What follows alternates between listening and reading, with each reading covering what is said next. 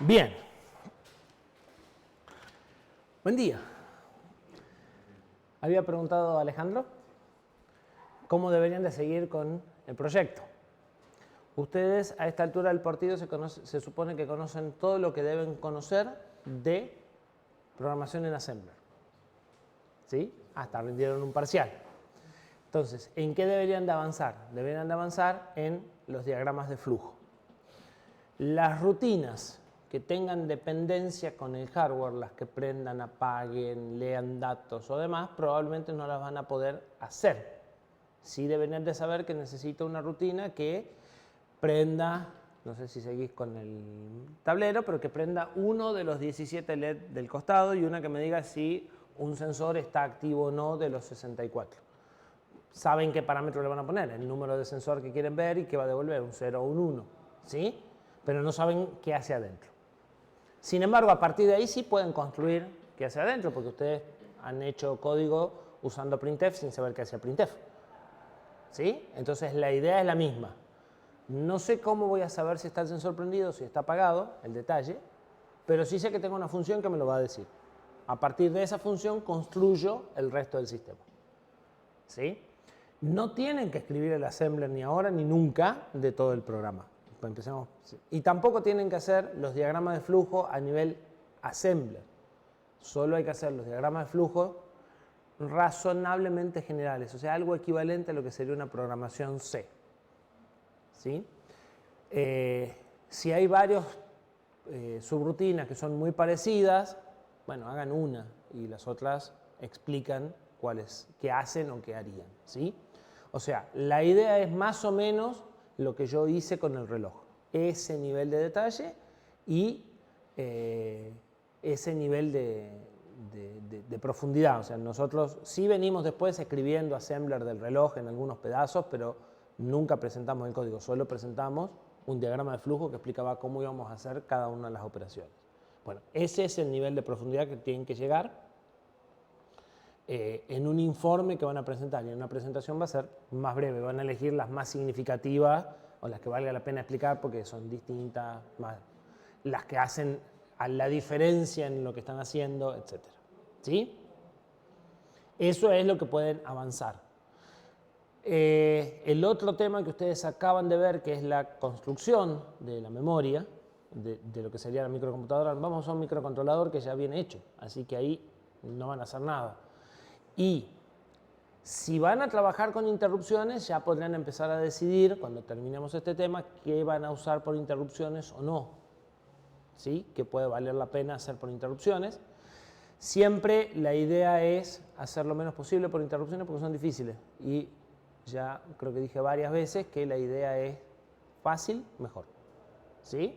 Entonces, hay cosas que es fácil hacerlos por interrupciones. Si yo estoy haciendo algo y tengo que hacer otra cosa que es cortita, que sale de vez en cuando, que no sé cuándo sucede, la interrupción es fácil en el reloj. Si ustedes se fijan, es fácil dejar lo que estoy haciendo, decir pasó un segundo, me fijo todo lo que tengo que hacer cuando pasa un segundo y sigo con lo que estaba. ¿Sí? Pero si hacen muchas cosas por interrupciones, la división de responsabilidades empieza a complicar, la interacción entre cosas se empieza a complicar y tiene que justificar. O sea, tiene que ser porque las otras alternativas son más complejas todavía, si no, algo no están haciéndolo bien. ¿Sí? Eventualmente puede que no usen interrupciones para nada.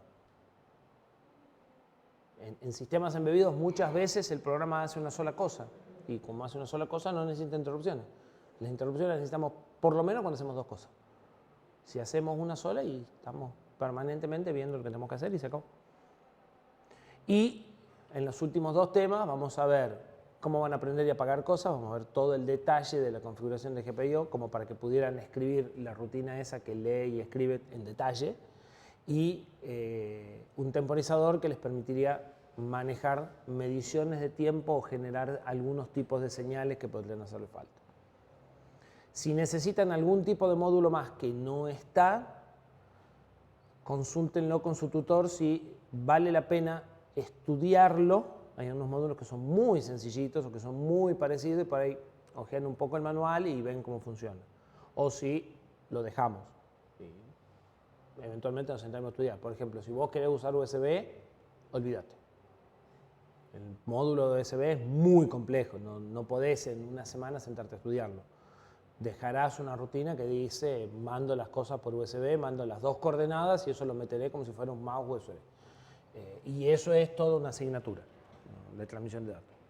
Pero, por ejemplo, hubo chicos que quisieron usar el reloj de tiempo real que tiene por hardware, y eso tiene 3 registros y tiene la fecha, la hora y si está andando no. O sea, realmente en una hora lo sacan andando. O entienden cómo funciona, porque tampoco lo van a programar. Entonces hay algunos módulos que son simples, que por ahí lo pueden estudiar y decir, bueno, como el proyecto es simple, muestro cómo funciona este módulo. Y hay módulos que son muy complejos. ¿Sí? ¿Queda más o menos claro? Bien. Habíamos estado viendo interrupciones, habíamos estado viendo qué sucedía cuando teníamos interrupciones simultáneas, habíamos visto que teníamos prioridad, habíamos visto que se guardaba la interrupción que estábamos atendiendo, que había modos de ejecución, privilegiado y no privilegiado, ¿sí? Y modo thread y modo handler. En el modo thread es cuando ejecuto un programa, en el handler es cuando estoy en una rutina de servicio. El modo handler siempre es privilegiado, el thread puede o no ser privilegiado, depende si el programa en algún momento se autodegradó de modo privilegiado a modo no privilegiado. ¿Sí? Y después habíamos empezado a ver los registros de estado, el CCR o el PSW, como lo quieran llamar, es conceptualmente lo mismo, es el registro de control de ejecución del programa, el mismo registro donde estaban las banderas. Habíamos dicho que en realidad había 3 registros, el aritmético, el que maneja las instrucciones condicionales y el que nos interesa a nosotros en este momento, que es el de interrupciones. Esos se combinan y se ven como un solo registro normalmente, que se llama XPSR o PSR, a simple. Y nosotros entonces íbamos a tener acá el número de rutina de servicio que estábamos ejecutando. Eso nos iba a permitir distinguir si estamos en modo handler o en modo thread. Y teníamos una tablita, que también habíamos visto, donde nos decía qué íbamos a encontrar en este campo. Como el 0 no existe, la excepción 0 no existe, en la entrada 0 del vector poníamos el inicio del stack pointer y al 0 nos va a decir que está en modo thread. O sea, no estoy atendiendo ninguna excepción. La excepción 0 no existe. La excepción 1 es el reset. No puedo estar atendiendo la excepción de reset porque no es una excepción del todo, así que tampoco existe, está reservado. La excepción 2 es el NMI y ya a partir de ahí estos números coinciden exactamente con el número de excepción. El número de excepción va del 1 al 15 para los traps, que son las condiciones internas. Esto es común a todos los procesadores Cortex, porque lo diseñó ARM y es parte del núcleo, incluido esto que es en realidad una interrupción, pero está dentro del conjunto de traps. Y a partir de la 16 empiezan las interrupciones externas del ENVIC. Eso quiere decir que la interrupción 0 se convierte en la excepción 16, la interrupción 1 en la excepción 17 y la interrupción 240 en la excepción 255. Y eso nos va a dar algunos dolores de cabeza porque algunas cosas las vamos a configurar por número de interrupción y a otras las vamos a configurar por número de excepción, entonces vamos a tener que sumar o restar 16 en algunos casos. ¿Sí? Bien. Y creo que hasta aquí habíamos llegado. No, habíamos llegado un poquito más. Habíamos visto 2 registros especiales que tiene el procesador. Son registros de un solo bit, el registro pre-mask y el registro fault mask. ¿Qué es el registro pre-mask?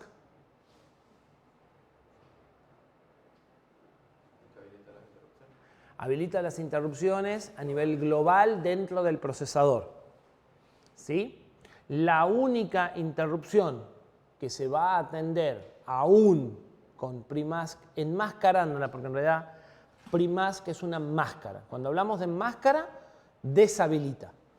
¿Sí? Un 1 en la máscara deshabilita las interrupciones. Cuando hablamos de habilitador, de enable, un 1 las habilita. ¿Sí? Entonces acá cuando ponemos un 1, no tenemos interrupciones y la única interrupción que vamos a atender es la NMI, que es no enmascarable. El reset no es una excepción. Ellos lo metieron ahí, pero el reset no es una excepción porque vos no ejecutás un programa de atención para volver a arrancar, digamos. ¿Sí? Entonces, no es exactamente una excepción. Tiene algunas cosas en común. Les venía bien poner la dirección de inicio del programa principal en la entrada del vector que estaba vacía, pero no es una excepción. ¿Sí? Como el SysTick no es un trap, está en la zona de trap y el manual le llama trap, pero no es un trap, es externa, es asincrónica, es una interrupción. ¿Sí? El reset no es ni un trap ni una excepción. No es ninguna de las dos cosas. ¿Sí? Bien.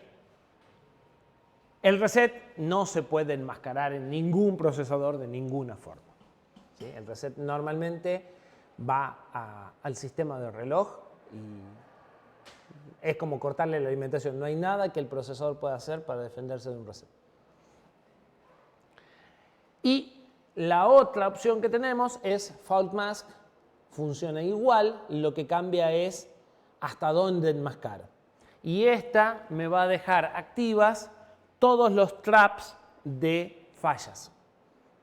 ¿Sí?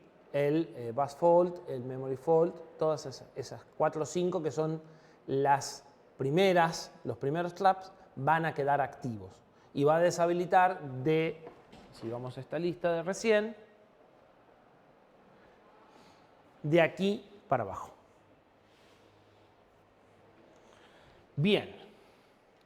Tenemos otro registro especial, porque yo les había dicho que podíamos fijar la prioridad del programa para evitar que determinadas interrupciones sean atendidas. ¿Sí? Y ya habíamos hablado de que cuando estaba en una interrupción, a pesar de que no llegamos a anidamiento, que cuando estaba en una interrupción iba a atender solo las interrupciones que fueran más importantes. Pero que nosotros en el programa principal también podíamos poner como un piso y decir, de acá para arriba sí, de acá para abajo no atiendo. ¿Sí? Lo que vimos recién es todo o nada. Esto es mucho más selectivo. Entonces, este registro primask lo que me va a hacer es decirme el valor de prioridad a partir del cual atiendo. ¿Sí? Las prioridades son decrecientes. Entonces, si yo pongo 3, voy a atender las interrupciones de prioridad 2, 1 y 0. ¿Sí? Como si pongo 0, no atendería ninguna, porque son estrictamente mayor las que voy a atender. El 0 significa todas. ¿Sí? Porque para no atender ninguna ya tengo otro mecanismo. Entonces, normalmente este registro está en 0. Normalmente atiendo todas. Si yo lo saco de 0, voy a atender solamente interrupciones que tengan una prioridad numérica estricto menor que el número que yo puse. ¿Sí? ¿Queda claro? Bien, este ya no es un registro de un bit.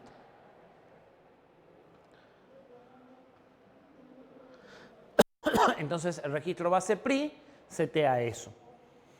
Hay 2 instrucciones especiales que permiten mover de un registro cualquiera a base PRI y de base PRI a un registro cualquiera. Entonces yo al número lo cargo en un registro R0 y después lo muevo a base PRI. Que son estas. Move special to register y move register to special. Acá es el registro especial, por ejemplo, base PRI, y acá es R0, R3, R7, y acá es la misma forma porque se dieron vuelta el mnemónico. ¿Sí? En general, bueno, en el caso particular de base PRI, ponemos el valor numérico que queremos en un registro y después MSR R0 a base PRI. Si quisiéramos saber cuál es el valor que tenemos, MRS base PRI R0.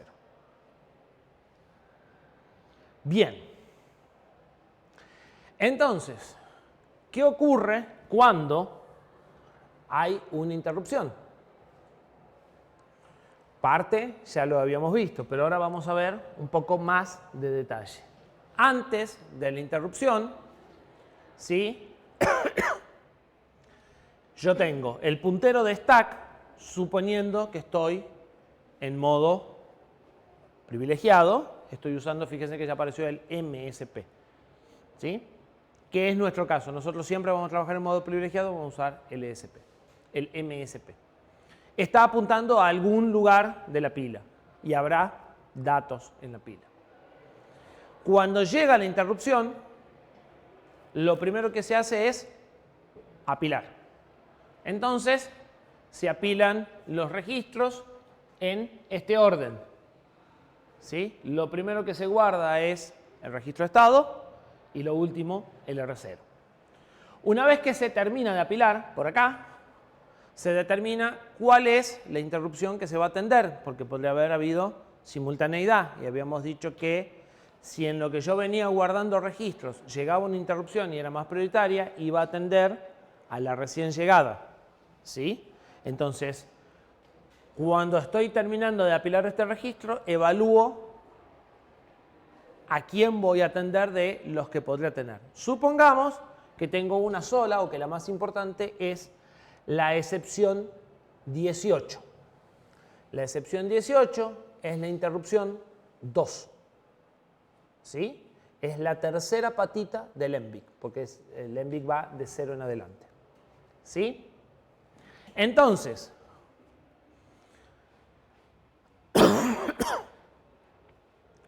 el ENVIC va a hacer lo siguiente. Como tengo la interrupción 18, va a buscar la entrada 18 del vector de interrupciones.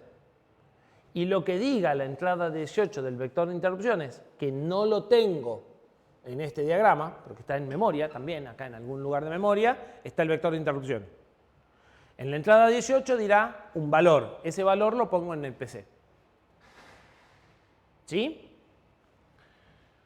En el IPSR pongo el 18. En el LR pongo esta máscara que me dice que estoy en interrupción. Y sigo usando, en este caso sigo usando el puntero MSP como puntero de pila. Si yo hubiera estado en un modo no privilegiado, arrancaba con el PSP, apilaba todo eso en la pila del usuario y después cambiaba a mi pila. ¿Sí? Y estos datos que son del usuario quedaban en la pila del usuario. Como acá estamos corriendo como sistema operativo, quedan en la misma pila que nosotros. Cuando termino, simplemente desapilo.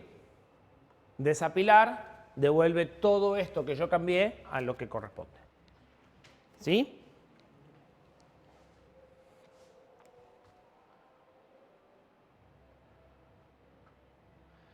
Bien, esto ya lo dijimos. ARM, en la documentación, habla de dos tipos de excepciones. Las excepciones internas, que es lo que nosotros venimos llamando traps, y las externas. Las internas son causadas por el núcleo, son 15, porque debería ser 16, pero la primera no existe. Empiezan por el número 1, que es el reset, y el SysTick, que es una interrupción interna, es la última. Viene pacificado por el ARM y no cambia de procesador en procesador. Las externas son las que pasan por el ENVIC. Cada fabricante decide qué conecta a cada una de las 240 patas del ENVIC, así que ahí voy a tener que cambiar de manual y dejar el manual de ARM, ir a buscarme el manual del fabricante para que me diga en la interrupción 18 qué es lo que está puesto.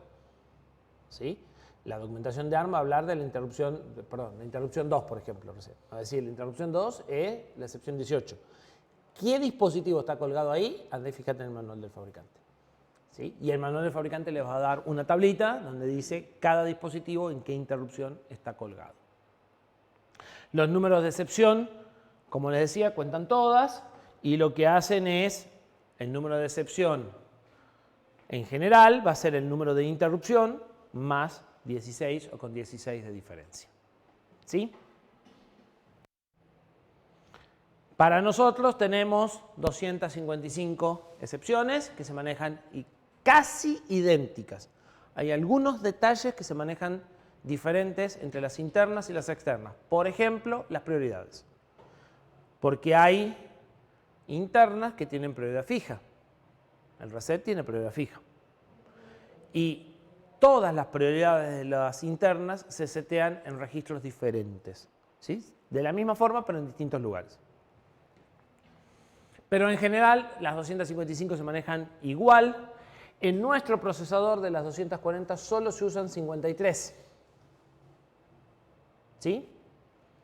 Y cada interrupción se identifica con un número, como ya dijimos. Y para nosotros es toda una gran tabla de configuración. O sea, el MBIC tiene una tabla para configurar cada una de las 240 interrupciones.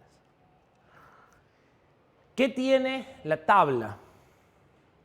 ¿O qué necesito configurar de una interrupción? El vector, es decir, dónde empieza su rutina de servicio. Eso es una dirección de memoria, por lo tanto ocupa 32 bits.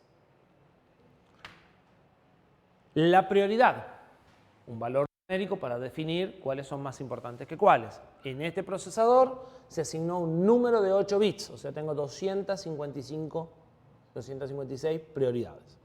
¿Sí? ¿Qué más? Porque en realidad no estoy diciendo nada nuevo, todo esto ya lo dije. Lo estoy consolidando para empezar a explicarles cómo se configura el MBIC. Estoy repasando. Fuerte. Eso está en la rutina de servicio. Si la interrupción está habilitada o no, si está enmascarada o no. Bien. Que creo que es el que sigue justamente. ¿Sí? La habilitación acá se llama enable, así que va a ser al revés. Tengo que poner un 1 para que haya interrupción. ¿Sí? La habilitación de la interrupción. Pero, como les gusta hacernos las difíciles a los muchachos, en lugar de tener un bit,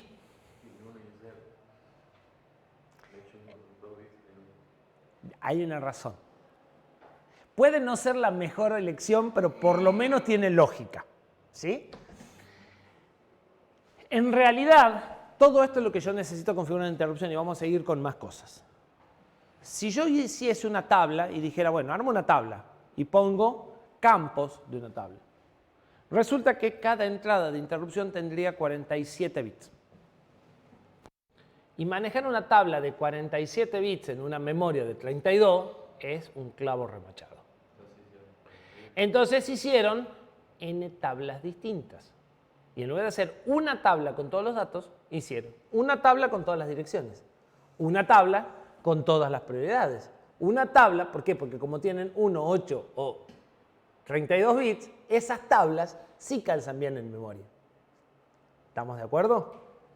Hasta ahí vamos. Esta es fácil de manejar, cada entrada tiene 32 bits y mi memoria tiene 32 bits, anda fantástico. Cada entrada tiene 8 bits y mi memoria es de 32, pero la puedo manejar de 8, sin mayores problemas, también anda bien. Pero cada entrada tiene un bit. Y no voy a gastar una dirección de memoria de 32 bits, ni siquiera una de 8, para guardar un bit. Entonces, ¿qué voy a hacer? Cada bit del byte va a manejar a una interrupción. ¿Y eso qué implica? ¿Cómo habilito una interrupción? Tengo 8 hermanitas y yo quiero cambiar una. Eso es software. Lo rindieron y quiero creer que lo aprobaron. ¿Cómo cambio un bit?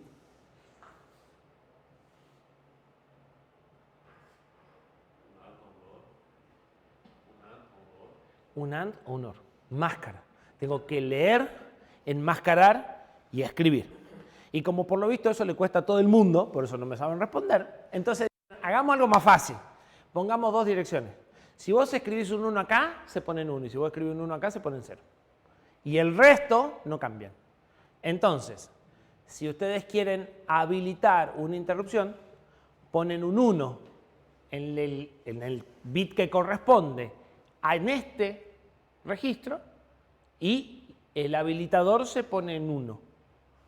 Y si lo quieren deshabilitar, ponen un 1 en el bit que corresponde y solo ese se pone en 0 y el resto queda como está. Es decir, pusieron un flip-flop. Con este lo setean y con este lo limpian. ¿Sí? Entonces ahorran leer, enmascarar y escribir, directamente escriben el bit en donde quieren. Entonces, de nuevo, puede ser un poco más complejo, después termina siendo hasta más cómodo, ¿sí? Pero bueno, hay que entenderlo. Bien, por eso tenemos dos, pero esto en realidad están manejando una sola cosa. Si el pedido de interrupción está habilitado o se enmascara. ¿Sí? Lo que pasa es que lo hago por mitades. Bien, ¿y qué más tenía de la interrupción?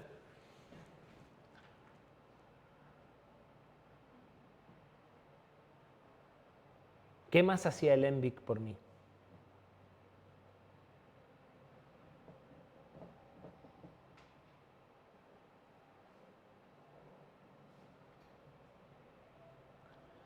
¿Se acordaba si había un pedido de interrupción? Tenía un bit de memoria. ¿Sí? ¿Y ustedes qué opinan? ¿A ese bit de memoria lo vamos a poder leer?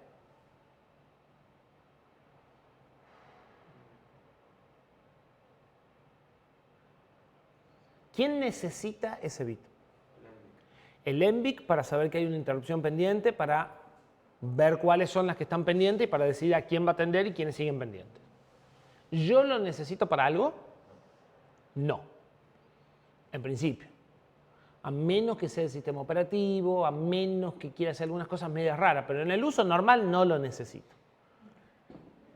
¿Qué opinan de leer ese bit, de saber qué interrupciones tengo pendientes? Y si yo puedo leer todos los bits de las pendientes, podría saber qué interrupciones están pendientes. Suponete que yo estoy deshabilitado, o sea, empecemos a hacer cosas locas. Deshabilito interrupciones con Primask y me fijo a ver si están algunas, vuelvo a habilitar, si no, no habilito. Porque las prioridades no me alcanzan o porque no sabía manejar prioridades y decidí que lo que sea mi forma, no sé. O porque estás debugueando y querés saber qué interrupciones están pendientes. Para darle un poquito más de lógica. Puede ser interesante, no es que sea imprescindible, pero puede ser interesante saber qué bits de los pedidos están en 1. Eso me está diciendo qué interrupciones están pendientes. Para eso tengo que poder leer esos bits. ¿Sí? Para eso les tengo que asignar una dirección de memoria. ¿Y qué opinan de escribir esos bits? ¿Cuál sería el efecto de escribir el bit que tiene el pedido pendiente? Generar una interrupción artificial. O desaparecer una interrupción, pues puedo escribir un 1, puedo escribir un 0. Si escribo un 1, estoy fabricando una interrupción que no existe. Y si escribo un 0, estoy desapareciendo sin atender un pedido. No tiene mucha utilidad, sin embargo, se puede hacer. No me pregunten por qué. Pero el ISP me va a permitir leer o escribir, porque para saber si una interrupción está habilitada, puedo leer cualquiera de estos dos. Cuando los leo, veo el valor actual en cualquiera. Cuando escribo un 1 acá, se pone en 1, y cuando escribo un 1 acá, se pone en 0. Pero cuando leo cualquiera de los dos, veo cómo están ahora. Y entonces, con el pending, esto es el enable. ¿Acepto o no acepto el pedido? Esto es, ¿tengo un pedido pendiente o no? Lo puedo leer, lo puedo poner en 1 y también lo puedo poner en 0. O sea, con el pendiente tengo lo mismo que con el enable. Lo puedo ver y lo puedo cambiar. Y lo puedo cambiar para 1 y lo puedo cambiar para 0. O sea, puedo fabricar una interrupción o puedo desaparecer una interrupción. Por ejemplo, si yo tengo 3 interrupciones pendientes y meto reset, se eliminan las 3. Sí. En realidad tendría que fijarme en el manual. O sea, en el manual te va a decir estos registros qué suceden en el reset. Y te va a decir si esos registros en el reset toman condición de 0 o condición de indefinido. Si dice en reset este registro no tiene valor definido, quiere decir que las interrupciones podrán seguir después de un reset. A ver, nosotros no entramos demasiado en detalle en el reset en este momento, pero hay 7 tipos distintos 7 causas distintas de reset. No pensés en el reset de le saco la energía eléctrica y la vuelvo a enchufar porque en ese no queda nada. O sea, ahí se murió todo. Pero si vos haces un reset, por ejemplo, apretando el botón, los elementos de memoria van a perder el valor solamente si hay una señal que resete el flip-flop que está dentro del que conforma el elemento de memoria, ¿me entendés? Entonces, hay elementos de memoria que no cambian su configuración. Los puertos, por ejemplo, no cambian su configuración. Mantienen la configuración a través de un reset. Partes de la RAM sí, partes de la RAM son indefinidas. O sea, cuando arrancan no sabemos en qué arrancan y si la apagáis, o sea, si haces algún reset que no implique pérdida de energía, sigue con el valor anterior. ¿Sí? Entonces, cada registro del procesador te va a decir cuál es la condición de reset. Y ahí te tenés que fijar. Volver a cero los registros cuesta hardware. Así que hay muchos registros que eventualmente no se vuelven a cero, tenés que volver vos. De hecho, yo les estaba por decir, esto sí se usa. Borrar las interrupciones pendientes. ¿Saben cuándo? Cuando estoy configurando el arranque del sistema. Y todavía no decidí qué cosas van a trabajar por interrupción o no. Limpio cualquier borrado pendiente que pudiera saber porque quedó y no sé por qué estaba. ¿Sí? Entonces en el arranque es una buena práctica deshabilitar todas, borrar todas y recién habilitar lo que tiene que andar después de que lo configure. O sea, configurar el dispositivo para decirle cuándo tiene que pedir interrupción y de qué tipo y recién habilitar las interrupciones. Y recién entonces le voy a empezar a dar bolilla a los pendientes. ¿Sí? Bien, en cualquiera de estos, y en cualquiera de estos, si ustedes leen cualquiera, ven el valor actual. Y hay un registro más, que este sí no lo puedo escribir, que es igual que estos, ¿sí? O sea, tengo 240 bits en definitiva, que me dice cuál es la interrupción activa. ¿Sí? ¿Qué es una interrupción activa? No, la que se suspendió porque anidaste también está activa. Si yo estoy en una interrupción y acepto anidamiento y viene otra interrupción, tengo dos interrupciones activas. La que estoy ejecutando y la que dejé esperando a terminar. ¿Se entiende? Porque para la que estoy ejecutando me alcanza el ISR, el PSR, el valor del campo, ¿sí? Pero esto además me dice cuáles son las que fui cortando para entrar de vuelta. ¿Sí? O se lo dice al ENVIC. Este no se puede cambiar. Este solo se puede leer. Esa es como a cuál tendrías que volver. Aunque en realidad volvés cuando desapilás el PCR y te dice cuál era la interrupción que estabas atendiendo. O sea, cuando apilaste el PCR, te quedó en qué interrupción estabas atendiendo. Pero el ENVIC se ve que necesita para algo más esto. ¿Sí? Y ese solo se puede leer, ese ya no lo puedo escribir. Bueno, esto es todo lo que tengo que configurar. En lugar de hacer una tabla con esto para cada interrupción, como ya les dije, como si trato de calzar eso en memoria es una porquería, entonces tengo tablas separadas. Esto está en un lugar, esto está en otro, esto está en otro, esto está en otro, esto está en otro. ¿Sí? Cada una de esas tablas están en direcciones de memoria. Y cada una de esas tablas vamos a acceder en función de, en algunos casos, el número de excepción, en otros, el número de interrupción. ¿Sí? Entonces, si quiero configurar la interrupción 17, voy a tener que buscar la entrada 17 de la tabla. Que a veces no es tan fácil, porque cuando son bits y bytes, es medio difícil determinar dónde está la entrada de 17. Pero, lógicamente, lo que estamos haciendo es eso.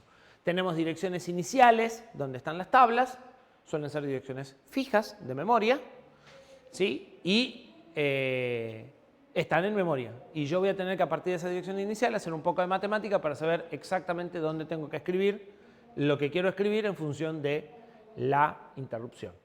Obviamente el ENVIC hace la misma matemática para acceder después a esos datos. Empecemos por la tabla de vectores o el vector de interrupción. El vector de interrupción normalmente está al inicio de la memoria, es decir, a partir de la dirección 000000. Pero se puede cambiar. Hay un registro que se llama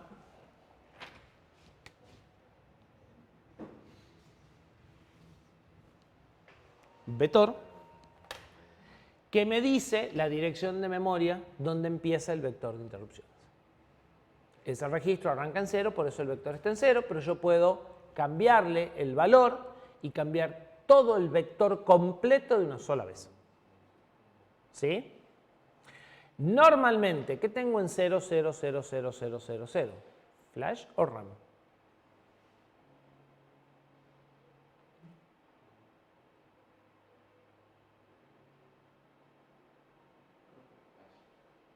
¿Por qué?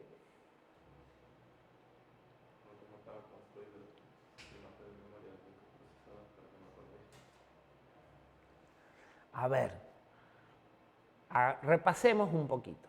¿Qué hay en la entrada 1 del vector de interrupciones? ¿Qué hay en la entrada 0?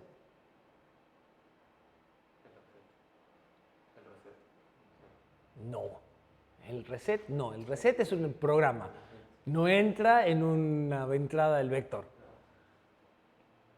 En todo caso será la primera dirección de... En la entrada 0 del vector de interrupciones está el valor inicial del stack pointer. ¿Sí? ¿Con qué valor se tiene que inicializar el stack pointer? Y en la entrada 1 del vector de interrupciones está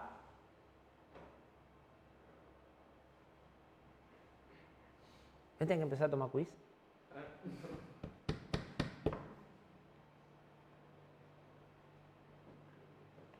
El valor inicial del PC, del program counter. Más o menos lo que quiso decir Alejandro. ¿Dónde empieza mi programa? ¿Sí? Que no es el reset, es el programa que ejecuto cuando hay un reset, en todo caso. ¿Sí? Si yo eso lo pongo en RAM, o sea, si mi vector de interrupciones está en RAM, ¿qué valor va a tomar cuando arranque el PC y el stack pointer? Nadie sabe. Está claro que el vector de interrupciones, aunque más no sea para proporcionar el PC, o sea, el valor inicial del PC, donde empieza a cargar el programa, tiene que estar en una memoria que no se borre. Entonces, si el vector de interrupciones arranca normalmente en 0 tengo que tener flash. ¿Para qué? Para dejarle guardado dónde está mi primera instrucción del programa.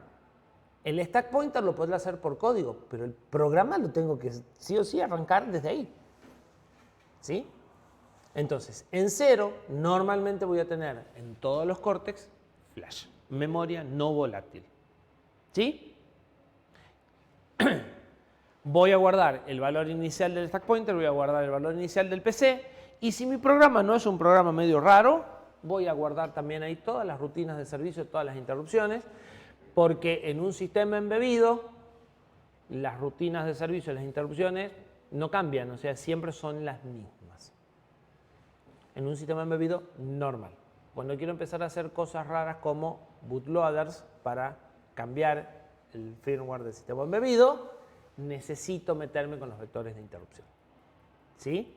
Y necesito mover los vectores y tengo que decir, bueno, estos vectores que son los que uso siempre no me sirven porque hacen una cosa y yo necesito que hagan otra. Yo necesito que cuando llegue información hagan una cosa distinta.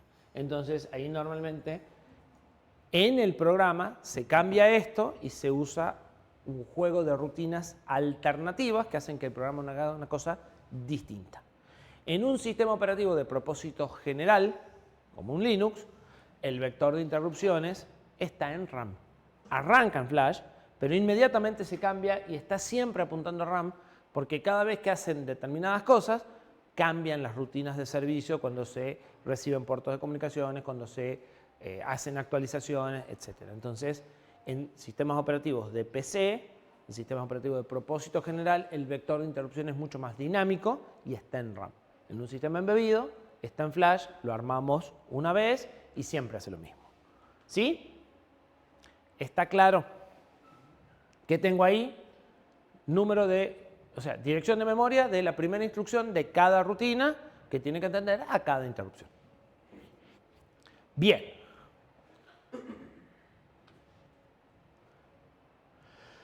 Habilitación y deshabilitación de interrupciones. Esta es una de las cosas que maneja distinta. Se puede habilitar o deshabilitar el hardware fault. ¿Se puede habilitar o deshabilitar el NMI? No. Entonces, los traps, algunos se pueden habilitar o deshabilitar, otros no. Las interrupciones se pueden habilitar o deshabilitar todas. Entonces, esta tabla va a estar partida en dos.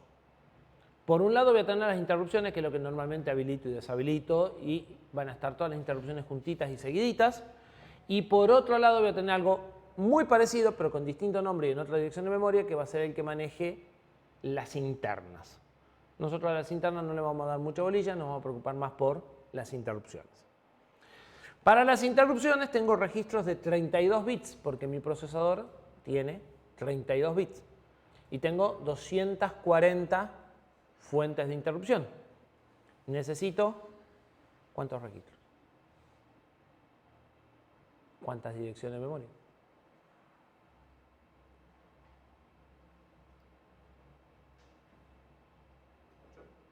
Creo que sí.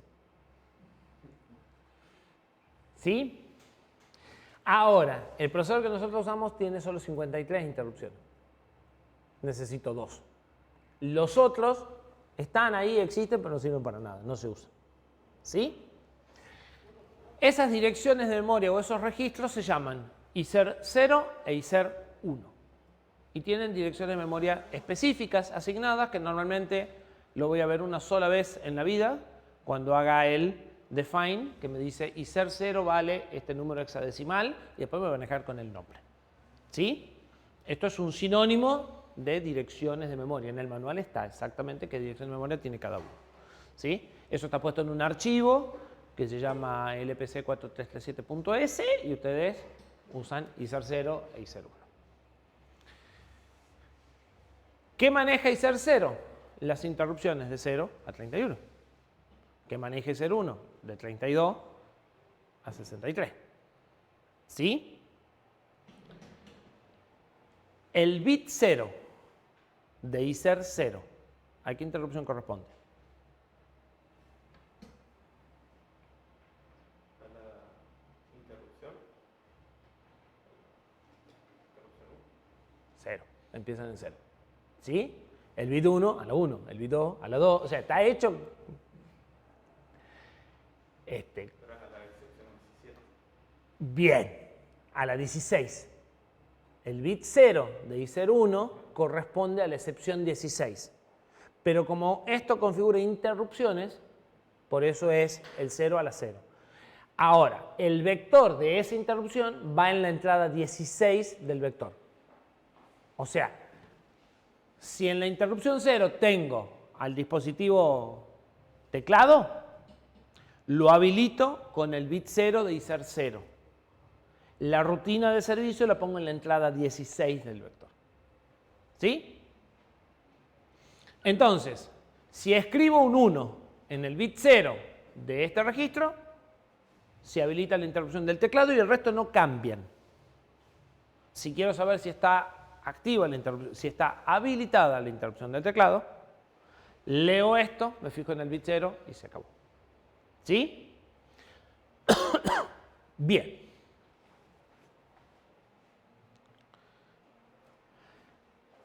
Estos me dicen el estado o me permiten habilitar. Estos dos, ser con C de clear, hacen la contraparte. También me dicen el estado o me permiten deshabilitar. Entonces, si yo quiero deshabilitar la interrupción de teclado, voy a escribir un 1 en el bit 0 de ISER 0, pero ISER con C. ¿Sí? Está claro. Estos registros normalmente son consecutivos. O sea que podría incluso hacer matemática y decir, al número de interrupción lo divido para saber en qué registro y le hago módulo para saber en qué bit. ¿Se entendió? ¿Son registros de 4 bits? No, de 32.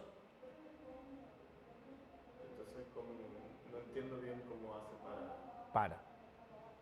Ah, claro, es que cada interrupción Ocupa un bit. ocupa un bit. Claro. Acá ocupa un bit. O prendido o apagado.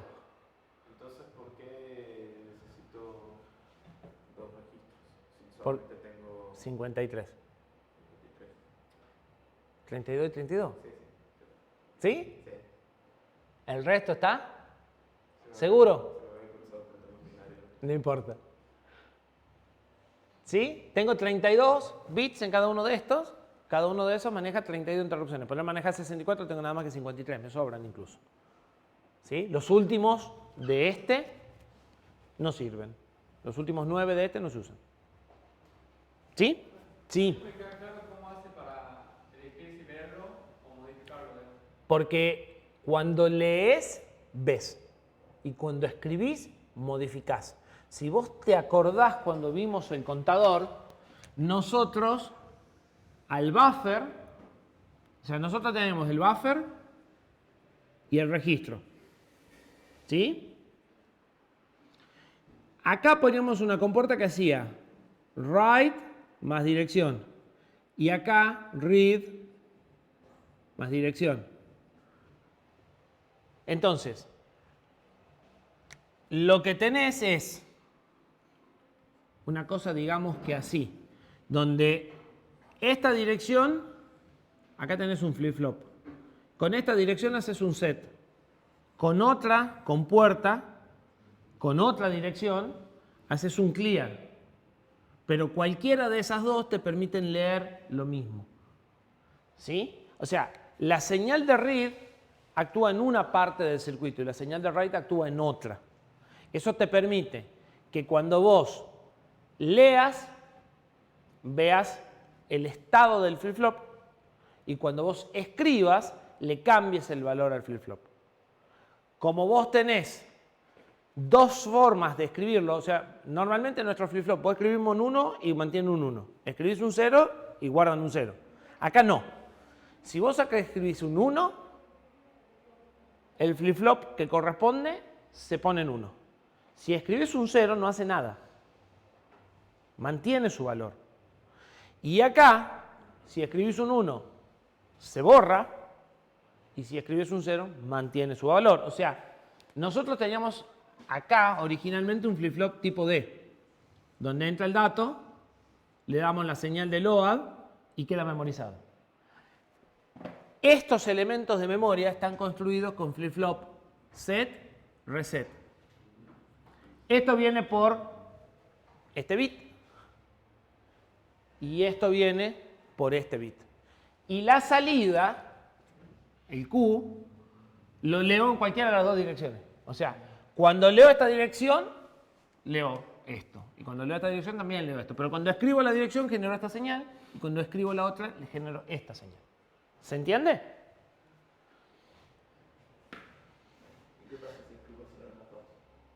No hace nada. Porque para que este cambie vos tenés que ponerle 1 en alguna. Si vos escribís todos ceros acá, no pasa nada. Y si escribís todos ceros acá, no pasa nada.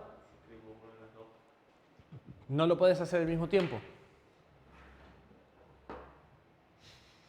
Si escribís 1 en las dos, va a quedar lo último que hayas hecho.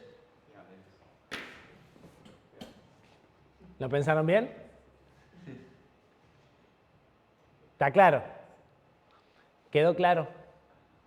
Y con esto pasa lo mismo y este mecanismo lo vamos a encontrar en los puertos de GPIO, lo vamos a encontrar en varios lugares, la misma idea. ¿Qué es lo que busca? Que en lugar de leer todos los bits, cambiar vos un bit en un registro y volver a escribir, porque el punto ¿cuál es? Vos tenés una colección de estos, 32, y solo querés cambiar uno y dejar el resto como estaban. Y no podés cambiar el resto. Vos querés habilitar la interrupción 7. La 9 tiene que seguir habilitada o deshabilitada. Entonces, cuesta entenderlo, pero es menos propenso a errores. En lugar de leer, enmascarar el bit 9, que por ahí te equivocaste y le metiste el 7, o por ahí, por lo que sea, y volver a escribir, directamente pones un 1 en el bit 9, acá, y esa queda habilitada. o pones un 1 en el bit 9 acá y queda deshabilitada. Y como vas a escribir 1 donde a vos te interesa cambiar y todo el resto en 0, los ceros no hacen nada en ninguna de las dos. ¿Sí? Si querés saber cómo está, podés leer cualquiera de las dos, da lo mismo. Y eso te va a dar el valor actual. O sea, te va a dar un 1 en las que están habilitadas y un 0 en las que están deshabilitadas. Leas cualquiera de las dos que leas, ¿no? ¿Sí? Bien. ¿Hacemos una pausa?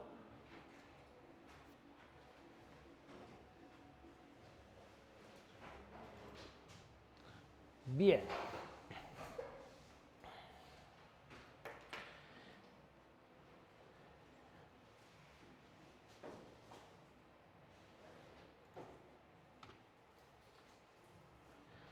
Prioridades. Dijimos que cada interrupción se le podía asignar una prioridad numérica. Ese número, cuanto más bajo, era más importante. ¿Sí? Dijimos también que íbamos a definir 8 bits para prioridad. Pero hay un concepto que es importante que los va a hacer renegar, les aviso, con el práctico de esto. Así que ya van sabiendo de antemano con qué van a renegar, que es la prioridad y subprioridad, o la prioridad de grupo y la prioridad de subgrupo. Yo les había remarcado insistentemente que el problema del anidamiento era distinto del problema de la simultaneidad. Y esto tiene que ver con eso. Espérenme un segundito.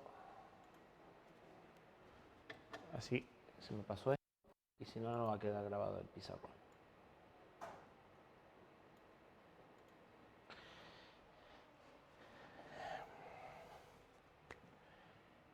La idea es que yo pueda definir por separado las prioridades para resolver simultaneidad. ¿Sí? Cuando yo tengo más de una interrupción, tengo que necesariamente elegir una. Y tengo que tener una forma clara de definir cuál es la que voy a atender. Pero cuando tengo anidamiento, puede suceder que no quiera atender cualquier interrupción. Algunas sí y algunas no. Y a veces sucede que no quiero atender a interrupciones que tendrán aproximadamente la misma prioridad que yo. Supongamos que tenemos 8 dispositivos más o menos iguales, ¿sí? 8 discos rígidos, cualquier cosa que tenemos 8. Esos dispositivos tienen la misma prioridad. Pueden ser más prioritarios que otras cosas, pero si yo ya estoy atendiendo un disco, probablemente no voy a querer terminar y atender a otro disco. Sí puede que quiera atender a otro dispositivo que sea todavía más importante. Si yo me manejo por un valor numérico de prioridad, a un disco le voy a tener que dar 5 y al otro disco le voy a tener que dar 6. Y entonces el disco de 6 va a anidar en el de 5 y no es lo que quiero. Yo lo que quiero es, de última, que si los dos discos están juntos, interrumpen juntos, bueno, atiendo primero uno y después el otro. De alguna forma tengo que definirlo. Pero no quiero que haya anidamiento entre ellos. Entonces, lo que hace Cortex es definir de los 8 bits que usamos para la prioridad,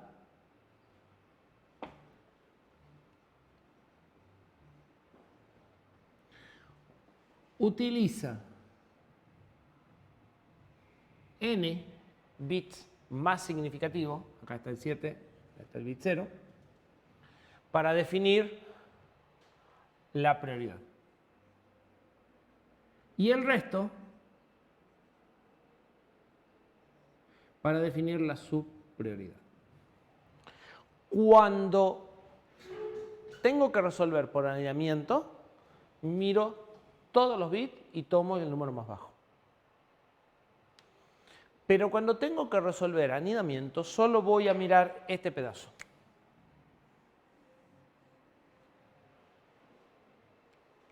Solo voy a mirar esto. Y si tienen valores iguales, no voy a anidar. Si es más grande esto, menos voy a anidar. Pero si son iguales, tampoco voy a anidar. Eso me permite asignarle, por ejemplo, a un disco supongamos que a esto lo ponemos en 4 bits. ¿Sí? Numéricamente es un engorro, porque son los bits más significativos. Si yo quiero poner un disco con 1 acá y 0 acá, tengo que ponerle 16 al disco 1. ¿Sí? 17 al que sigue. 18 al que sigue. Si viene una interrupción que tenga prioridad 25, no se va a anidar con esta. Pero si yo estoy atendiendo a la interrupción 25, en la verdad la 25, no, todavía la 25 está. Si yo estoy atendiendo a la 25 y llega a la 16, que tiene menor prioridad, tampoco la voy a atender. Porque el 25 y el 16 tienen 0001 en esta parte. Y para definir si han ido solo miro este pedazo, no miro aquel. Entonces, si llegan simultáneamente 25 y 16, atiendo a 16. Pero si yo estoy atendiendo 25 y llega a 16, no la atiendo a 16. ¿Sí? ¿Por qué? Porque cuando yo a este número lo llevo a binario y parto, este pedazo, que es el que me sirve para decidir si han ido o no, son iguales. Si fuese mayor, menos lo voy a atender. ¿Sí? Entonces fíjense que si yo pongo prioridades del 0 al 15, con este esquema, no han ido. Porque ya tengo 0 acá y nadie va a anidar. Menos de 0 no puedo tener. ¿Sí? Para completar el problema, esto lo pueden mover. Y ustedes pueden decir, a mí me alcanza con 2, con 3, con 4 bits. Pero el fabricante, como se ahorra parte de registros, les pone una barrera y le dice, mirá, yo en realidad de este registro lo implementé hasta acá. Así que vos podés usar menos de los que yo tengo, pero no más. ¿Se entiende?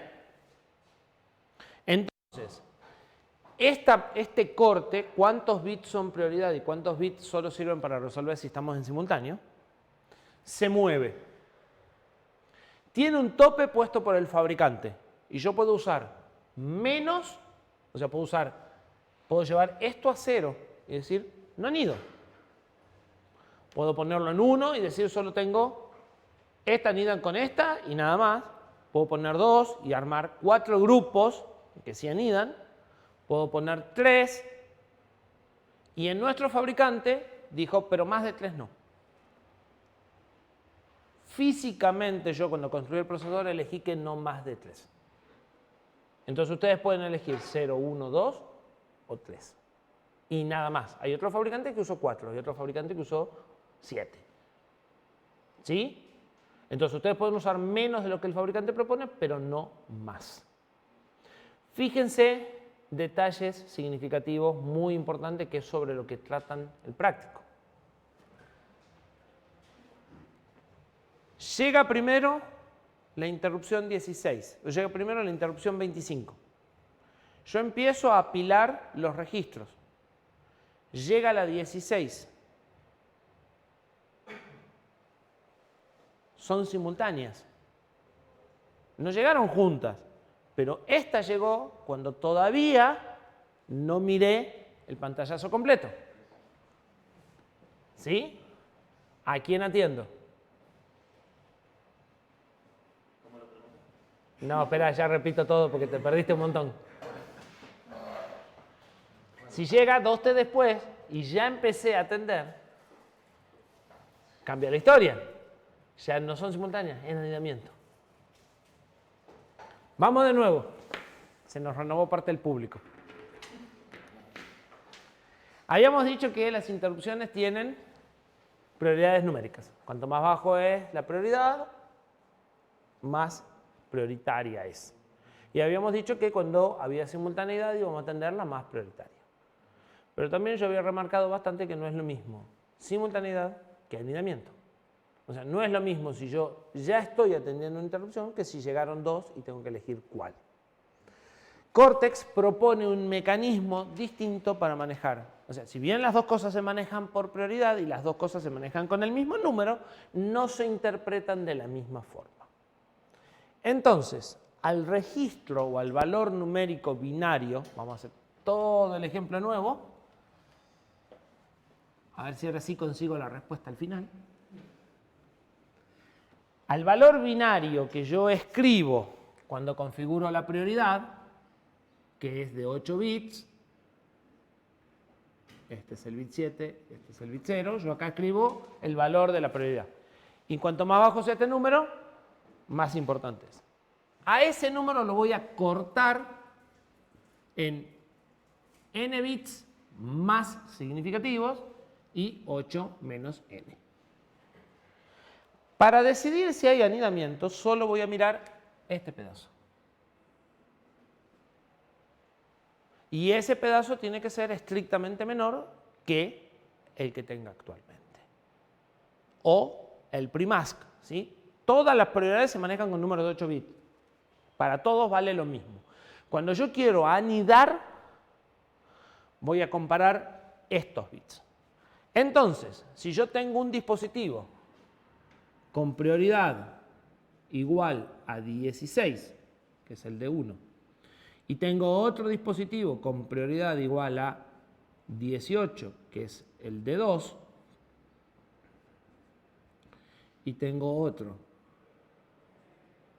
con 8, que es el A1,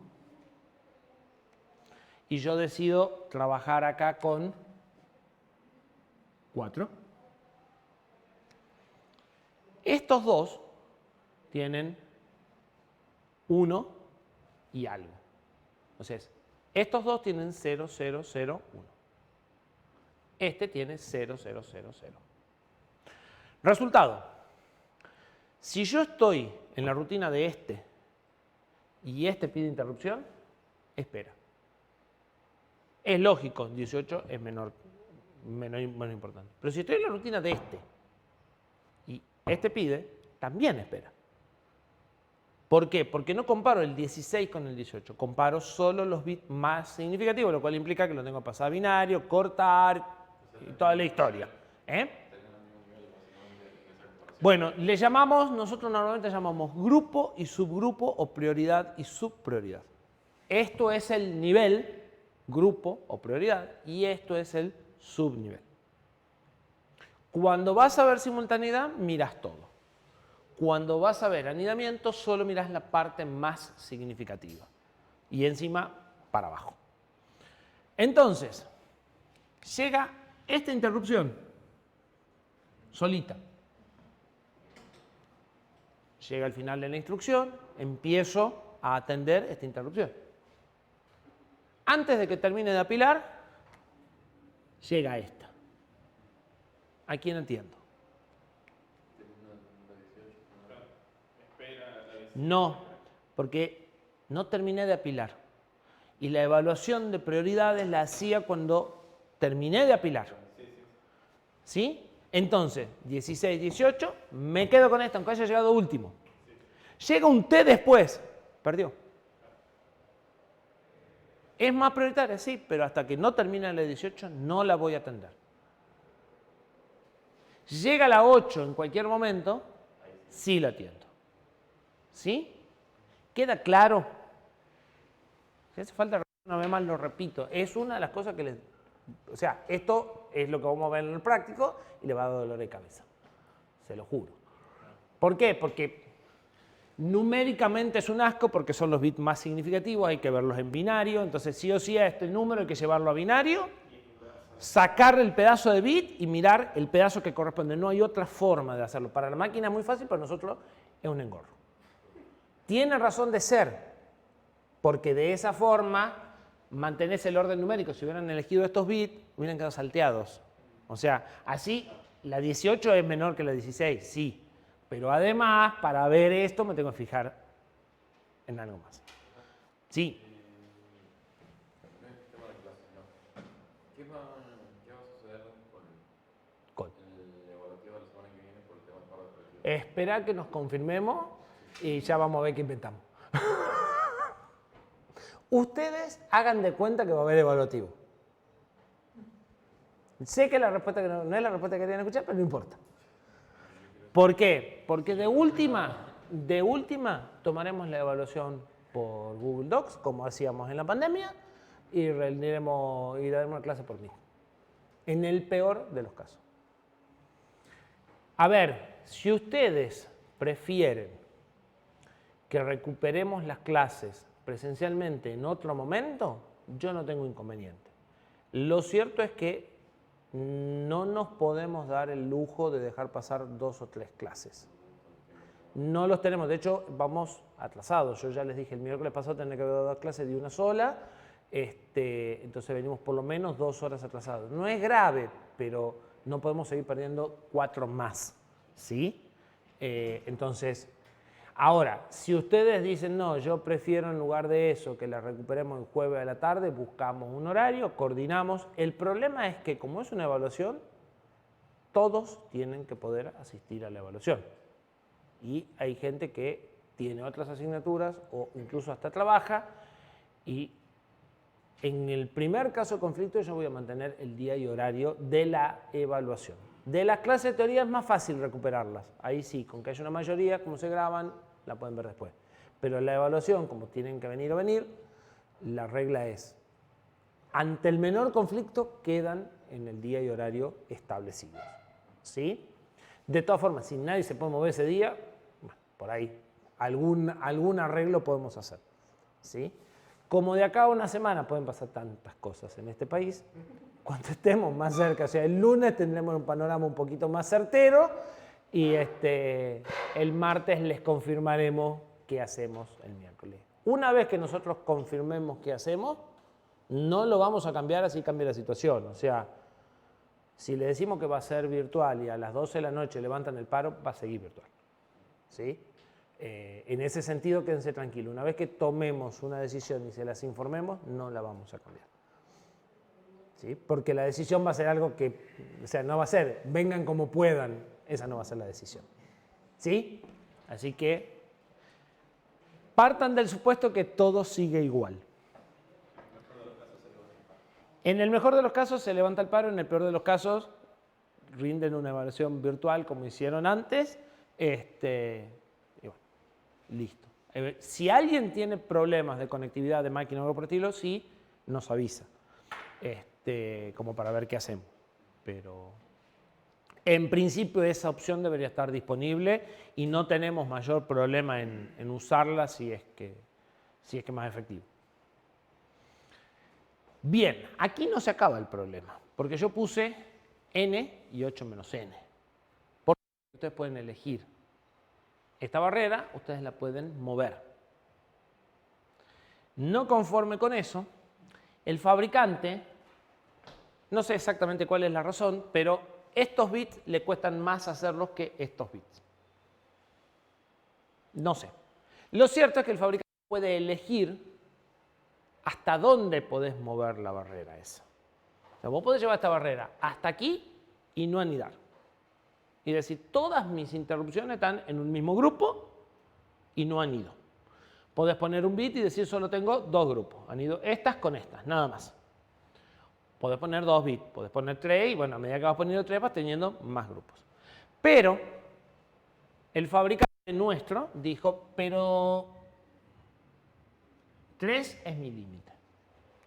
Más de 3 bits de acá no están soportados por el hardware. Vuelvo a repetir, no sé exactamente en qué impacto tiene esto en el hardware, pero él dijo, sí, pero mis registros en realidad yo tengo 3 bits físicos, así que si pones más de 3 no anda. Es una potestad que le dio a ARM. Hay otros fabricantes que fueron más generosos y pusieron 4 de límite y otros que pusieron 5. Normalmente nadie te deja llevar esto hasta acá. ¿Sí? Hasta allá, sí. O sea, no anidar, sí. Todas anidadas, no. ¿Sí? Entonces, nuestro procesador tiene un límite de 3. Nosotros podemos movernos entre 0 y 3. Más de 3, no.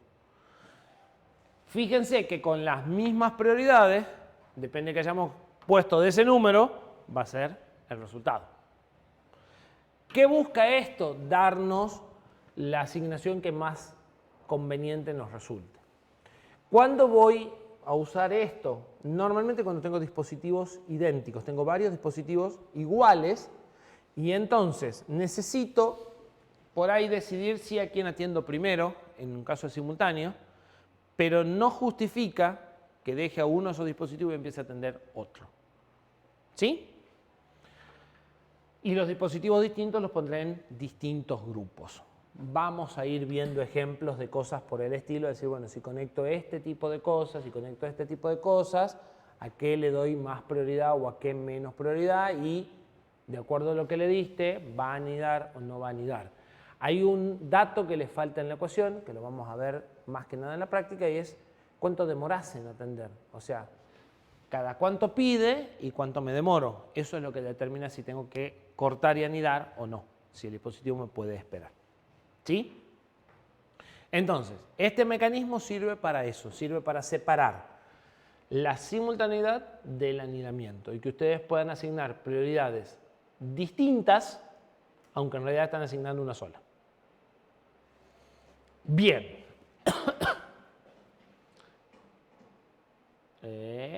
Volvamos acá. Volvamos acá.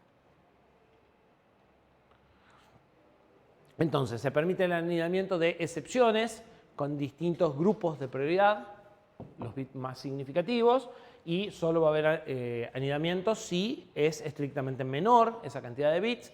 El subgrupo permite definir entre interrupciones simultáneas.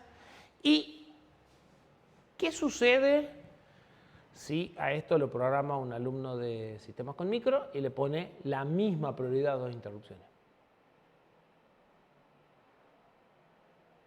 Y las dos se ponen de acuerdo y llegan juntas. ¿A quién atiendo?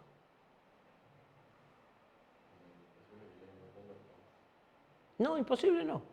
Porque ya dijimos que llegan las dos juntas es relativo.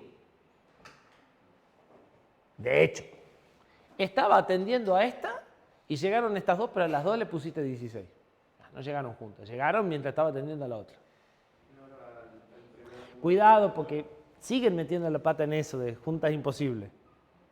Así que por eso se los marco, son errores recurrentes a lo largo de los años. ¿No se resuelve con software mediante Poly?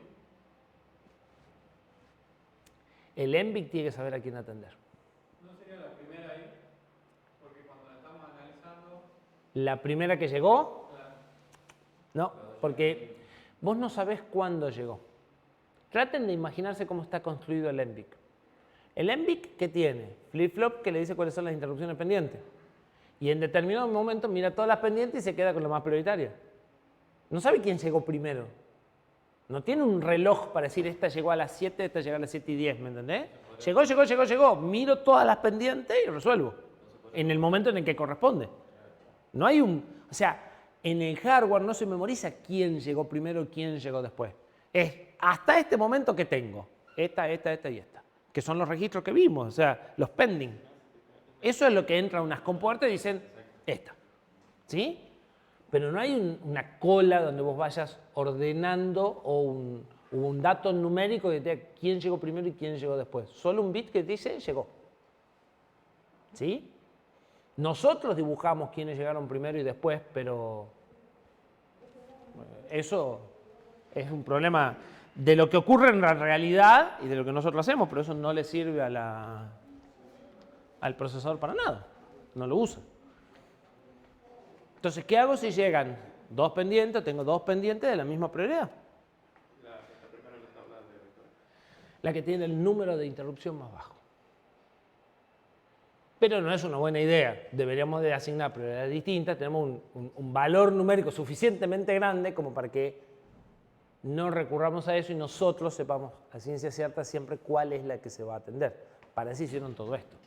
¿Sí? Y para eso tengo 256 niveles y 240 interrupciones. Me sobran prioridades para que no tenga que repetir. ¿Sí? Entonces, el ENVIC tiene un mecanismo previsto, pero nosotros no deberíamos de usarlo nunca. Lo ideal es que aunque tengamos dos dispositivos iguales, le pongamos 16, 17 y 18. O sea, interrupciones que caen en el mismo grupo, pero que son distintas. Y entonces sí sabemos nosotros quién se va a atender primero. ¿Sí? Si dos interrupciones tienen el mismo grupo y subgrupo, o sea, son idénticas, entonces se define por el número de excepción. Y se atiende la que tiene el número más bajo. Primero. ¿Sí? La prioridad se configura en un registro de 8 bits, tal como dijimos. Ese registro de 8 bits a veces se entiende como un número de 8 bits, a veces se entiende como un número de n bits, o sea, solo se fijan en los bits superiores, ¿sí? Depende para qué. La parte más significativa es el grupo de prioridad y la parte inferior es el subgrupo. En otro registro se le dice cuántos bits son los que ustedes quieren configurar. Nosotros vamos a trabajar siempre con 3. ¿Sí? La división de grupo y subgrupo se puede configurar. Para el grupo pueden usar teóricamente de 0 a 7, pero el fabricante les dice en realidad de 0 a cuánto y nuestro procesador solo de 0 a 3. ¿Sí? Y todo lo que no usan para el grupo corresponde al subgrupo. Lo máximo que pueden tener son 128 niveles de anidamiento y 256 niveles totales. Nuestro procesador no, nuestro procesador tiene 8 niveles máximos. ¿Sí? Los registros de prioridad se pueden fabricar con más o menos bits. El fabricante puede elegir de 3 a 8 y el procesador nuestro solo tiene implementado 3 bits. ¿Sí? Cuando se implementan parciales, se implementan los bits más significativos. ¿Para qué? Para que sean compatibles las asignaciones de prioridad de un procesador que tiene 8 bits y un procesador que tiene 3 bits. ¿Sí? Porque si te quedas con los 3 bits menos significativos, haría cualquier cosa. Bien. Registro de prioridad. Sí. Ahí cuando dice que nosotros tenemos la posibilidad de elegir con este micro entre 0 y 3, ¿es entre 0 bits y 3 bits? ¿O entre Sí. 0 y el bit 3? Entre 0 y 3 bits. Pero es entre el bit 7 y el bit 4. Porque eso es, o sea, lo que vos elegís es la parte más significativa. Cuando vos elegís 0 bits, todo es su prioridad y no hay grupos, no hay anidamiento. Cuando vos elegís un bit, tenés un bit de prioridad, 2 grupos y el... Exactamente, exactamente. Y cuando son 3 es el 7, el 6 y el 5. ¿Sí? O sea, no es el bit 3, son los 3 bits más significativos. Bien, esas prioridades se configuran en esos registros, los registros IPR 0, 1, 2, 3, 4, 5, hasta 32. No. ¿Cuántos registros hay?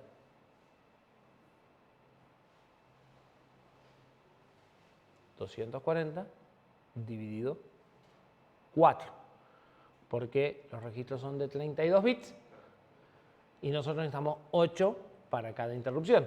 Entonces vamos a hacer de a 4. Si yo quiero saber en qué registro va una interrupción, acá sí, no me queda más remedio que hacer div 4 módulo 4. Por ejemplo, a ver cómo estamos con la matemática. Interrupción 17, es fácil. ¿En qué registro lo busco y en qué byte del registro lo busco? No. ¿Qué interrupciones están en el primer registro? La 0, la 1, la 2 y la 3.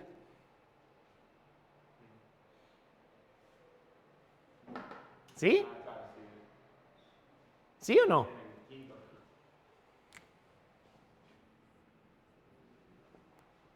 División entera. 4. Pero empiezo en el 0, o sea que es el quinto registro, es el registro número 4, que es el quinto. Lo busco en el IPR 4. ¿En qué byte?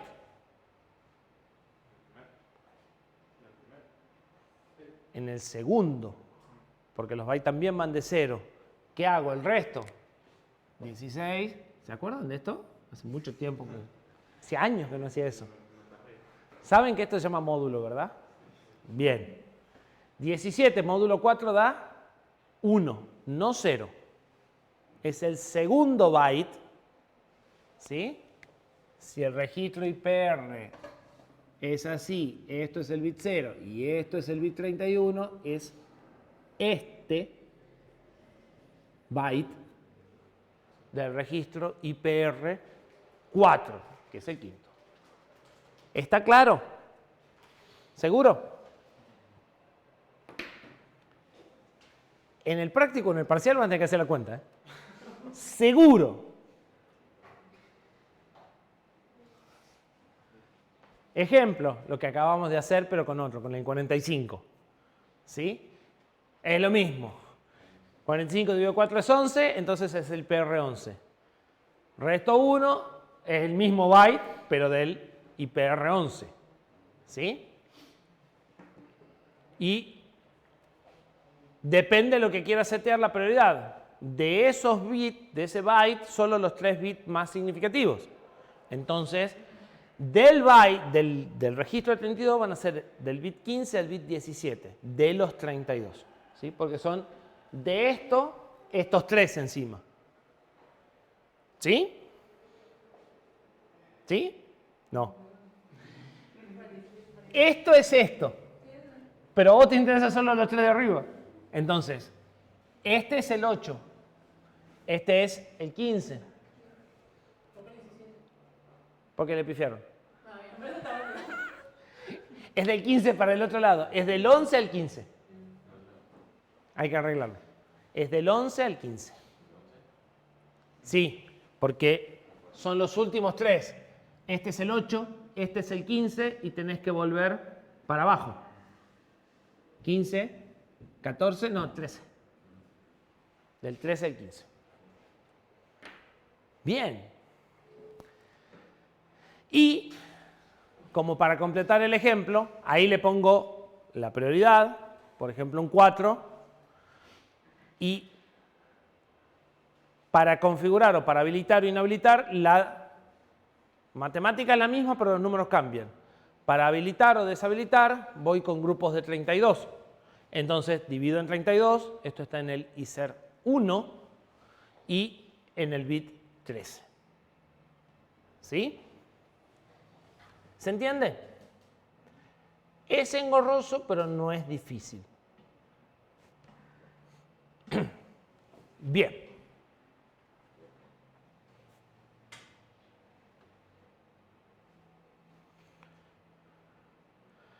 Una interrupción puede anidar a otra, ¿sí? Si no puede anidar, pone el bit dependiente en 1. Eso es lo que usa el MBIC como memoria para saber cuáles son las interrupciones pendientes.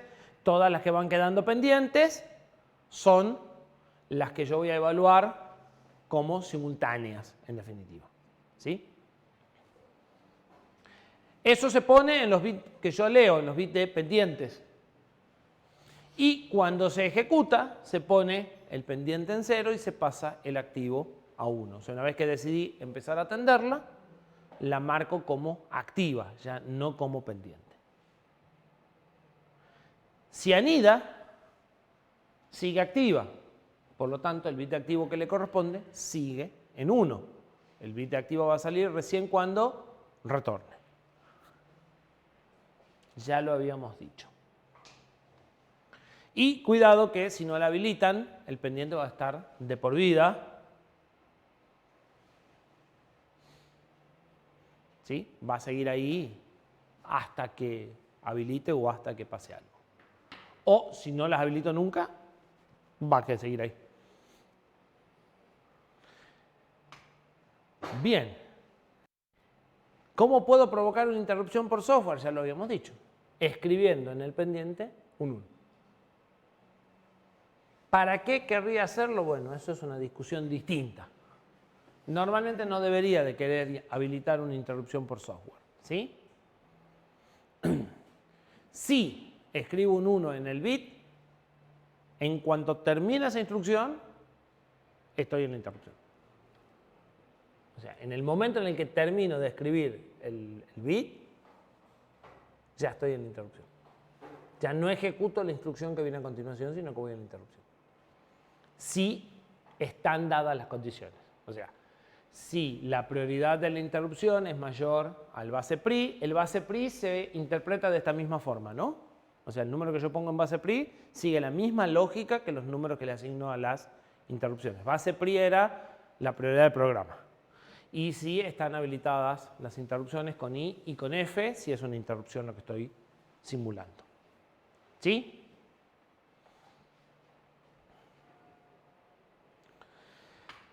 Sí, podrá ser innecesario generar una interrupción por software. En realidad, si diseñamos bien las cosas, no debería ser necesario. Sí es eventualmente necesario quitar un pendiente, como les decía, durante la inicialización. Se saca cualquier pendiente que pudiera haber previo a que yo haya configurado las cosas como debe ser. ¿Sí? Entonces, sí, no es tan habitual generar una interrupción, sí es habitual borrar todos los pedidos pendientes. ¿Sí? Y este registro, yo no les había dado el nombre, es el registro que les dice si están activas o no. Ese solo se puede leer. ¿Sí? El de pendientes, ya lo habíamos mencionado, es ni más ni menos que lo que él mira para ver cuáles son las interrupciones que tienen que atender. El de activa es el que se pone en 1 cuando yo entré en la rutina de esa interrupción. Este registro es de solo lectura, pero podrá leerlo para saber qué interrupciones están pendientes. ¿Sí? Igual que los otros, tengo n registros, un bit por cada una, y siguen la misma lógica que ya discutimos cuando dividimos en 32. En resumen, todo esto es el MBIC. Y estas son sus correspondientes direcciones de memoria reales. ¿Sí? Entonces, estos son los registros de configuración. El vector de interrupciones no está acá. Es parte, pero no está acá. Esto es lo que configura la manipulación de interrupciones. El ISER 0 con S y el 1, que están en las direcciones E100 y E104. Están reservadas las direcciones para el resto de registros, por eso tengo saltos. ¿Sí? Por eso no están todos consecutivos. Si están consecutivos todos los registros del mismo tipo. Y yo podré tener más, acá yo tengo 2, pero ya sabemos que podemos tener más registros. ¿Sí? Esto es un resumen. Si más o menos entendieron, esto es lo que les podría hacer falta para por ahí tener en el práctico. Este es de lectura y escritura. La mayoría de los registros que vimos son de lectura y escritura. Hay uno solo que es read-only. Cuando escribo un 1, habilita la interrupción y cuando leo, veo el estado actual.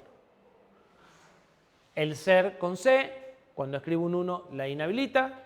En los dos, cuando escribo un 0, no pasa nada. Y cuando leo, leo el estado en cualquiera de los dos. ¿Sí? Ya los habíamos discutido a estos.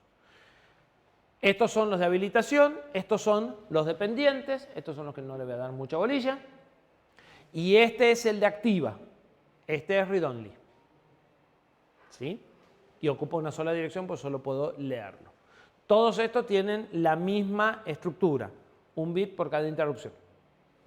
Y después tengo los IPR, que ya tengo más. Tengo del 0 al 7. Acá están las direcciones del 0, o sea, todos estos están en 4 filas, pero son el mismo. Lo que pasa es que, para que se entiendan mejor las direcciones, y esta asigna prioridades de interrupción 1 a 4, 1 a 8 porque tengo 2 registros, o sea, 0 a 4 y 0 a 3 y 4 a 7. Esto es de 0 a 7, de 8 a 15, de 16 a 23, hay que corregirlo eso, porque las interrupciones empiezan en el 0. Y finalmente,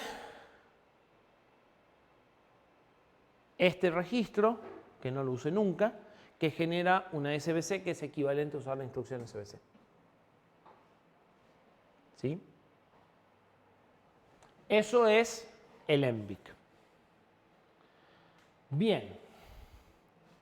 Lamentablemente para ustedes van a tener que hacer un laboratorio con esto. Además de un práctico. 2 prácticos. Y 2 laboratorios. Entonces, ¿cómo se digiere todo esto? Normalmente siguiendo una receta, y esa receta aplica a casi cualquier procesador. ¿Sí? Hay que configurar una serie de cosas. Que todo lo que venimos viendo. Entonces, todo esto se pone en el arranque. Se configura una vez y después, bueno, queda andando.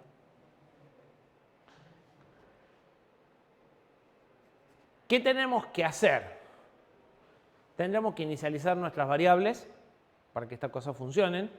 En el caso del reloj, tenemos que inicializar el contador de segundero y demás.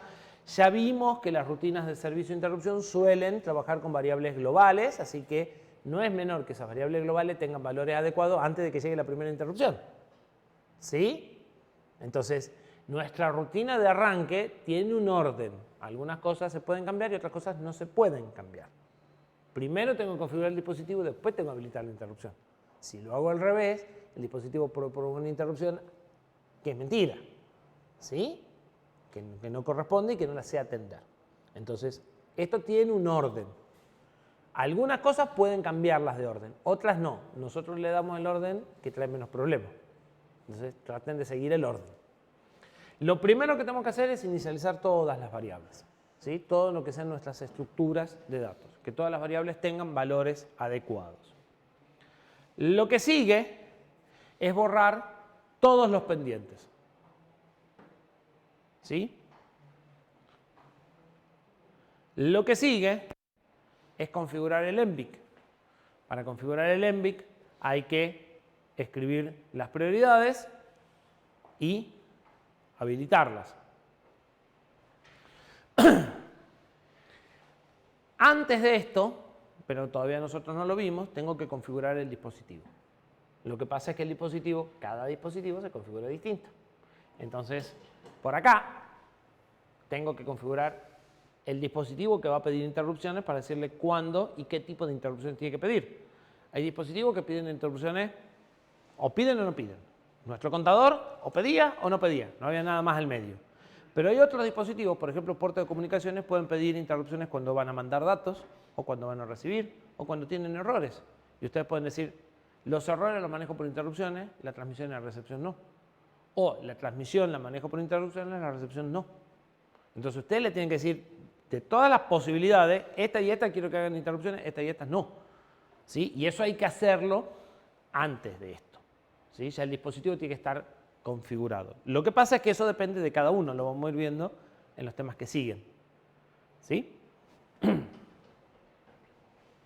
Bien. Finalmente, habilitar la interrupción en el periférico. Después de haberle dicho cuándo tiene que configurar, decirle, podés empezar a pedir interrupciones. Y normalmente todo esto se hace con interrupciones enmascaradas en el CPU. Voy configurando todas las interrupciones, una vez que está todo configurado, habilito las interrupciones globales. ¿Sí? Entonces, lo último que termino de hacer es fijar el base PRI, que normalmente debería estar en 0, y no hace falta en general tocarlo, pero sí habilitar, sacar la máscara de interrupciones que arranca puesta y yo la tengo que sacar para avisar que terminé la configuración. ¿Sí? Entonces, es una secuencia. La idea es seguir esa secuencia con las instrucciones que corresponden. Creo que vamos a cortar acá. Déjenme ver de qué se trata la última.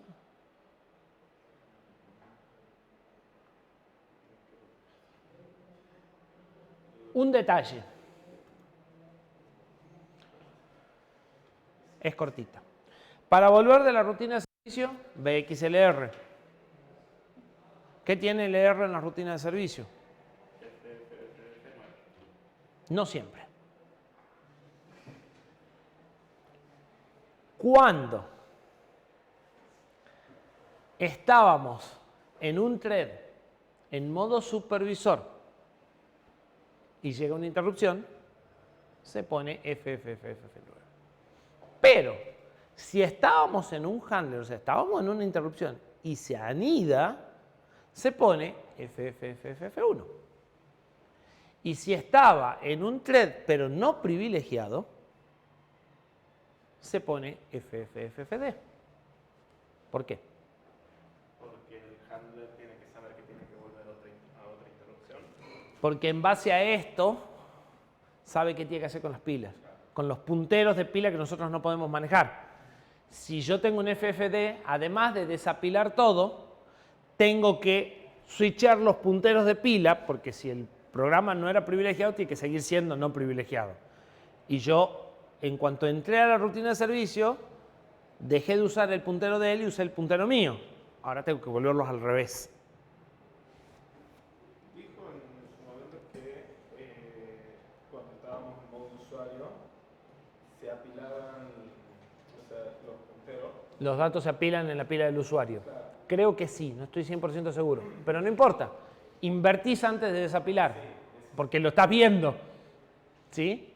Así que estás sabiendo desde el primer momento qué es lo que tenés que hacer. ¿Sí? Y en este caso, tenés que ver cuál es la interrupción en la que seguís activo, digamos. O sea, cuando vos ponés acá, hay una sola activa. Cuando vos vas de una activa a 2 o a n activas, el MBIC debe tener que hacer algo, por eso distingue estos dos. O sea, esto se da solo cuando tengo anidamiento. Estoy en una interrupción y llega otra interrupción. ¿Sí? Normalmente, como no vamos a anidar interrupciones en el laboratorio, siempre lo vamos a ver con este valor, porque nosotros estamos siempre en modo thread subprivilegiado, ¿sí? Y entramos en una sola interrupción, entonces siempre encontramos el FFF9. Pero en realidad no es solo ese valor. Y es más, hay 3 valores más. Porque nuestro procesador, les cuento, tiene una unidad de punto flotante. ¿Saben lo que es una unidad de punto flotante? Una ALU, pero que resuelve con punto flotante. El punto flotante es bastante más difícil de sumar que un punto normal. Esa unidad de punto flotante tiene 32 registros que se apilan. A veces, cuando se la está usando. Entonces necesita saber si lo que está apilado son los 8 que vimos nosotros o son los 8 más los 16 de punto flotante. Entonces hay más valores que le dicen, están los 8 y está el punto flotante, estabas en modo thread y entraste en modo handler. O están los 8 solos, o sea, para cada una de estas hay 3 valores más que le dicen, cuidado, no solo tenés los 8 registros de enteros apilados, también tenés 16 registros de punto flotante apilados que tenés que sacar, porque la pila tiene que quedar como estaba. ¿Sí? Pero eso no lo vamos ni a ver ni a usar, solamente para que sepan que había más. No se acababa ahí el problema. ¿Sí? Y los 2 registros de pilas intercambiables tampoco lo vamos a usar. Sí es importante que sepan que existen, pero de nuevo, estas cosas hacen a la seguridad y a la vulnerabilidad de los sistemas operativos y de todo el software que corre por encima. ¿Sí? Ustedes no van a diseñar procesadores, en principio, pero sí es probable que tengan que renegar con vulnerabilidades y entenderlas, porque la seguridad es algo que va creciendo cada vez más. O sea, los problemas de seguridad es algo que va creciendo y en determinados momentos las seguridades pasan por hardware. ¿Sí? Ustedes van a ver sobre el final del año que viene, casi uno de los últimos temas de arquitectura, una vulnerabilidad que por ahí escucharon hablar, que fue muy conocida, que es Spectre y Meltdown. Fueron 2 vulnerabilidades muy conocidas que necesitan conocer toda la materia de arquitectura de computadoras para entender por qué se da. Si ustedes buscan algún artículo, porque salieron muchos artículos en el diario y en revistas de divulgación, normalmente lleva una página y media a explicar todo lo que hace falta para entender dónde está el problema. ¿Sí? Entonces, llegan a sistemas complejos y a situaciones complejas y, bueno, esta carrera es la que puede evaluar eso así completo. ¿sí? O sea, el procesador a veces tiene culpa en los problemas de software. La seguridad necesita un apoyo físico del procesador para poder ser implementada. Si el procesador no ayuda haciendo ciertas cosas, es imposible que el software se pueda proteger adecuadamente. ¿Sí? Bien, cortamos acá. Nos vemos el viernes.